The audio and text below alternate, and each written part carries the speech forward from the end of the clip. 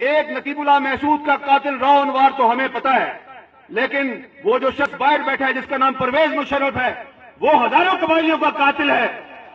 اس کو بھی پاکستان واپس لاؤ، اس کو بھی عدالتوں میں پیش کرو. اور راؤ انوار اگر اس وقت اسلام آباد میں ہے تو اس وقت کی جو حکومت ہے جو اپنی بے بسی کا رونا روتی ہے، اگر راؤ انوار اسلام آباد میں ہے تو اس حکومت کے جو وزیر ہیں مگر مچ کے آنسو نہ بہائیں، ہمیں اور آپ کو بتا دے کہ راؤ انوار کہاں پہ ہے، ہم اس کو پکڑ کے لائیں گے. لیکن تمہاری یہ خاموشی قبول نہیں ہے. پاکستان کے عوام کے ساتھ ڈبل گیم مت کرو. اگر تمہیں پتا ہے کہ راؤ انوار کہاں پہ ہے تو ہمیں بتا دو، ہم اس کو خود پکڑ کے لائیں گے. لیکن اگر راؤ انوار گرفتار نہیں ہوگا تو اس ملک کے قانون کا تماشا بنے گا، اس ملک کے آئین کا تماشا بنے گا.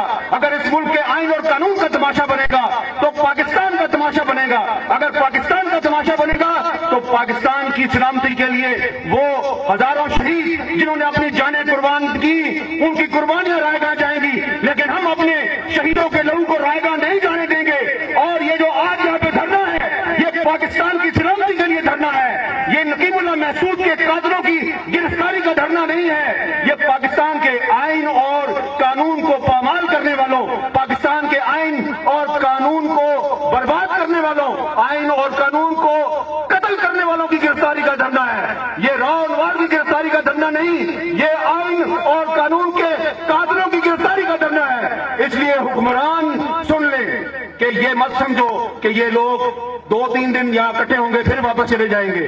اگر آپ نے ان کا مطالبہ تسلیم نہ کیا تو یہ پاکستان کے ہر شہر میں پھیل جائیں گے، ہر شہر میں دھرنا ہوگا، ہر جگہ پہ یہ نعرہ ہوگا، جینا ہوگا، مرنا ہوگا، دھرنا ہوگا، دھرنا ہوگا، جینا ہوگا، مرنا ہوگا، دھرنا ہوگا، دھرنا ہوگا، جینا ہوگا، مرنا ہوگا، دھرنا ہوگا، دھرنا ہوگا. یہ پاکستان کے مظلوموں کی آواز ہے. اس آواز کو سن لو، ورنہ پاکستان کے مظلوم اگر کھڑے ہو گئے تو پھر یہ حکمران اپنی عزتیں بچا کے باہر بھاگیں گے. پاکستان میں ان کے لیے جگہ نہیں رہے گی. بہت بہت شکریہ.